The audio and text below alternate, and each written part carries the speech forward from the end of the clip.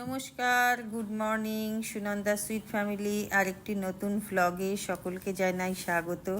আশা করি আপনারা সকলে ভালো আছেন, আমরাও ভালো আছি। আজকে ঈদ, সব বন্ধুদের জানাই ঈদের শুভেচ্ছা, ঈদ মুবারক।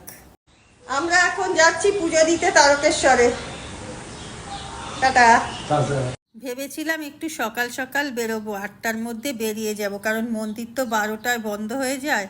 কিন্তু সব কাজ সেরে উঠে যেতে যেতে আর এই ছেলেটাও একটু দেরি করলো। ওর কালকে একটা এক্সাম আছে, সেই জন্য ও প্রথমে যেতে রাজি হয়নি। তারপর বললাম যে চল, বেশি সময় লাগবে না, যাব, প্রণাম করব, চলে আসব।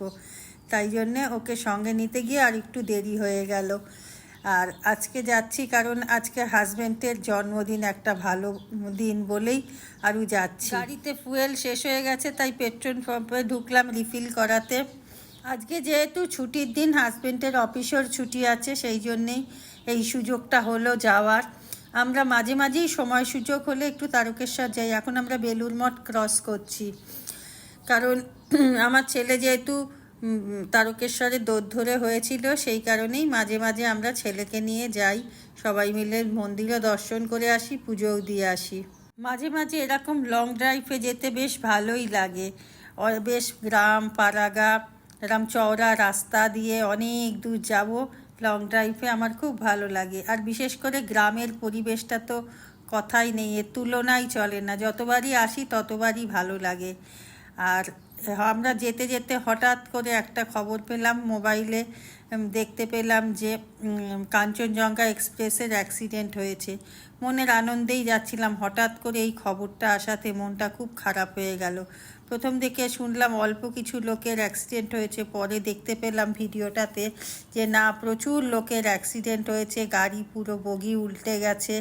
এই যে কিছু তারই অংশ দেখতে পাচ্ছি যে কি অবস্থা, পুরো বগি উল্টে প্রচুর মানুষ মারা গেছে। আহারে, তারা আজকে ঈদের দিন অনেকে বাড়ি ফিরছিল, সবাই একসাথে ঈদ করবে বলে।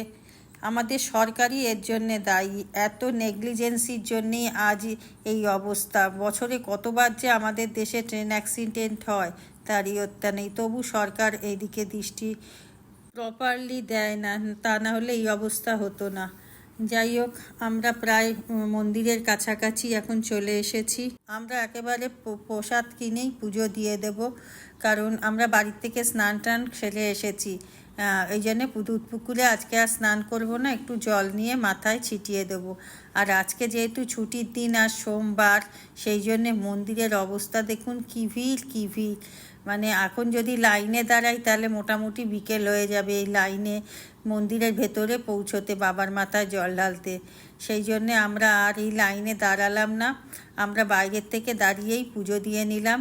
আর ঠাকুরমশাই ভেতরে ঢুকে মন্দিরের বাবার সামনেটা ফাঁকা করে দিল, আমরা খুব ভালোভাবেই ঠাকুর দর্শন করতে পেরেছি। এখনই মন্দিরের এই অবস্থা, শ্রাবণ মাসে না জানি কি অবস্থা হয়। তখন চোঙের ওপরই শুনেছি জল ঢালতে হয়, সোজাসুজি বা সরাসরি বাবার মাথায় জল ঢালা যায় না। তবে নমো বিষ্ণু নমো বিষ্ণু নমো অপবিত্র।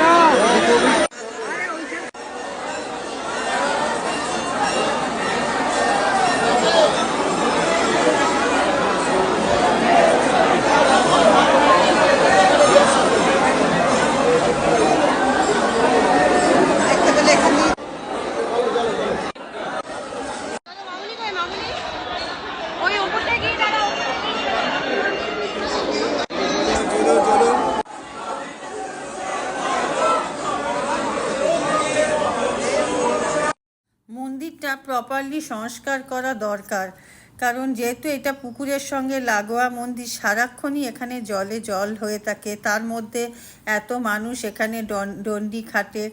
আর এটা একটা এত বড় নামকরা মন্দির এবং পুরনো ঐতিহ্য, সেই হিসেবে এই মন্দিরটাকে প্রপারলি আর একটু সুন্দর করে গোছগাছ করে রাখা উচিত। যেমন বেনারসের মন্দিরটা করা হয়েছে, আগে বেনারসের মন্দির কেমন ছিল আর এখন কত সুন্দর করে করে দিয়েছে। এই মন্দিরটাও করে দেওয়া উচিত, এইদিকেও সরকারের লক্ষ্য রাখা উচিত, কারণ এত মানুষের আনাগোনা রোজ। আমাদের ভালো করেই পুজো দেওয়া হয়ে গেল, এখন যাচ্ছি শিব ঠাকুরের ষাঁড়ের মাথায় জল ঢালতে। এখানকার স্থানীয় লোকেদের কাছ থেকে শুনলাম যারা এই স্থানীয়দের ইনফ্লুয়েন্সে আসে তাদেরকে নাকি খুব যত্ন সহকারে মন্দিরে প্রবেশ করানো হয়, ঠাকুর দর্শন করানো হয় এবং ভোগও দেয়া হয়। এটা শুনে ভাবলাম আমাদের তো আর এখানে কেউ নেই, সুতরাং আমাদেরকে নর্মাল হিসেবেই ট্রিট করবে এবং দর্শন করতে হবে। এখন ঘড়িতে বাজে 1:30, মহেন্দ্রদার অপেক্ষায় দাঁড়িয়ে আছি। মহেন্দ্রদা কোথায় গাড়ি পার্কিং করেছে খুঁজে পাচ্ছি না। যাই হোক, এবার আমরা রওনা দিয়েছি। আর রাস্তায় যেতে যেতেই দেখতে পেলাম কি সুন্দর সুন্দর মাটির কলসি বিক্রি হচ্ছে, কল লাগানো। আর এত সুন্দর সুন্দর বোতলগুলোর ডিজাইন না কিনে পারলাম না। আর আমি ফ্রিজের জল খেতে পারি না, কারণ আমার একটু প্রবলেম হয়, গলা বসে যায়। সেই জন্যে ভাবলাম যে নেবে, এই কুজো নেই আর এই বোতলগুলোও নেই। খুব দেখতে সুন্দর একটা দুটো টব নিলাম, গাছের বসাবো। আর একটা লবণ রাখার পাত্রও নিয়ে নিলাম। এখন দুজনে মিলে যাচ্ছি। আজকে যেহেতু এই ভদ্রলোকের শুভ জন্মদিন, তাই এনাকে একটু প্যাম্পার করছি যাতে এনার পকেটে একটু খসাতে পারি, সেই জন্যে। আর ভালোবাসা পেতে কার না ইচ্ছে করে, সে কচি থেকে বুড়ো সবাই চায় সবাইকে ভালোবাসতে, এই আর কি। আর আমরা একটু রিলস বানালাম, এইটাই তো একটা মুহূর্ত চিরকাল মনে থাকবে। কেন দূরে থাকো, শুধু আড়াল রাখো, কে তুমি আমায় ডাকো। কেন দূরে থাকো, শুধু আড়াল রাখো, মনে হয় তবু বারে বারে, এই বুঝি এলে মোর দ্বারে। মনে হয় তবু বারে বারে, এই বুঝি এলে মোর দ্বারে। যে মধুর স্বপ্ন ভেঙো নাকো, কেন দূরে থাকো, শুধু আড়াল রাখো, কে তুমি আমায় ডাকো, কেন দূরে থাকো।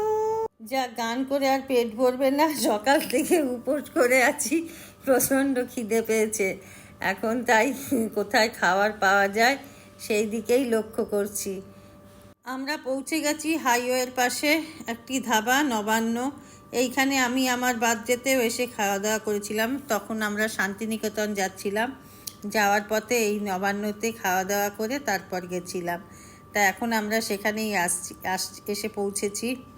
নবান্নতেই আজকে আমাদের লাঞ্চটা করব। নবান্নর ভেতরে নবাবিয়ানা বলে একটি রেস্টুরেন্ট আছে, আমরা সেখানেই যাচ্ছি। এর আগের বারে এখানে বসেই খেয়েছিলাম, কারণ এই ভেতরটাতে একটু এসি লাগানো আছে আর একটু আরাম করে খাওয়া দাওয়া করা যাবে। যেহেতু জন্মদিনে খাওয়া দাওয়া, সেই জন্যই ভাবলাম একটু আরাম করে বসে খাই। আর আজকে যেহেতু আমরা পুজো আচ্চা দিয়ে এসেছি, সেই জন্যে আমরা ভেজ থালি নিয়েছি, আমি আর হাজব্যান্ড। আর ছেলে নিয়েছে মাটন কষা, গলদা চিংড়ি মালাইকারি। এই হচ্ছে আমাদের খাওয়া দাওয়া। আর রান্নাগুলোও খুব ভালো হয়েছিল, পুরো থালা সাজিয়ে জন্মদিনের মতনই লাগছিল সাজানোটা দেখে। যাই হোক, ভালোই কাটলো। লাস্টে লস্যি খেলাম। এবার আমাদের খাওয়া দাওয়া কমপ্লিট হয়ে গেছে, এখন আমরা বাড়ির উদ্দেশ্যে রওনা দেব। আর হ্যাঁ, মেয়ের জন্যেও খাবার নিয়ে নিলাম, কারণ মেয়ে যেহেতু আসেনি সেই জন্যে। আর থালিতে অনেক রকমের আইটেম থাকে, ছিল উচ্ছে ভাজা, কাঁকরোল ভাজা, আলু ভাজা, পাঁপড় ভাজা, ডাল, পনিরের তরকারি, ধোকার ডালনা, আলু পটলের তরকারি, তারপর ছিল চাটনি, দই, গোলাপ জামুন। শুধু অভাব ছিল পায়েসটা। যাই হোক, পায়েসটা বাড়ি গিয়ে খাওয়া হবে, বাড়িতেই রান্না হয়েছে পায়েসটা। একদম এলাই জন্মদিনের খাওয়া দাওয়াই পুরো। এখন আমরা আছি টোল ট্যাক্সের কাছে, এটা হচ্ছে ডানকুনিতে। আর বাড়ি পৌঁছে আপনাদের সাথে কথা হবে। এসে একটু ফ্রেশ হলাম, স্নান করলাম, যা গরম। তারপর ছেলে কলসিটাকে এনে ভালো করে ধুয়ে টুয়ে তাতে জল টলও ভরে দিল।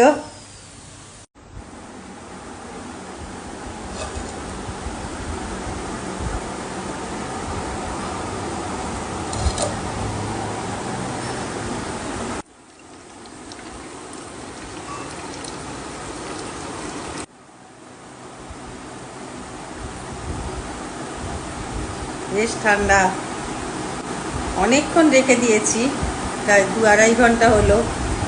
আর ভেতরে একটু বরফের টুকরোও দিয়ে দিয়েছিলাম, বেশ ঠান্ডা। বাড়ি এসে একটু রেস্ট নিয়ে নিলাম, এবার যাচ্ছি ডিনার করতে। আর হাজব্যান্ড একদম কেক কাটা পছন্দ করে না, ওকে বলা হয়েছিল কেক নিয়ে আসি, ও বললো না আমি কেক কাটা ভালোবাসি না, আমরা বাঙালি, আমার মা ছোট থেকে পায়েস রান্না করে খাইয়েছে, আমি পায়েসই খাবো। ঠিক আছে, যে যেটাই খুশি, তাই জন্য পায়েস রান্না করা হয়েছে। তাই এখন আমরা ডিনার করতে যাচ্ছি। পৃথিবী রসাতলে চলে যাবে আমার হাজবেন্ডের রুটি, দুধ, কলা বা আমের সময় আম আর পায়েস চাই, অন্য কিচ্ছু দিলে খাবে না। ওই একই জিনিস, এবং সাথে দুধের ডেকচিটা দিতে হবে, ও চাচিগুলো চেটে চেটে খাবে। ছেলে মেয়ের জন্য মটন বিরিয়ানি আর চিকেন চাপ আনা হয়েছে। আমাদের ডিনার করা হয়ে গেল, এইবার চলে এসেছি, শুয়ে পড়বো। আর আমার ভিডিওটা এখানেই শেষ করছি। যদি কিছু ভালো লেগে থাকে তাহলে লাইক, কমেন্ট, শেয়ার করবেন, আর বেল আইকনটা টিপে দেবেন যাতে আমার ভিডিও পোস্ট করার সাথে সাথে আপনাদের কাছে নোটিফিকেশান চলে যায়। টাটা, গুড নাইট, সবাই ভালো থাকবেন।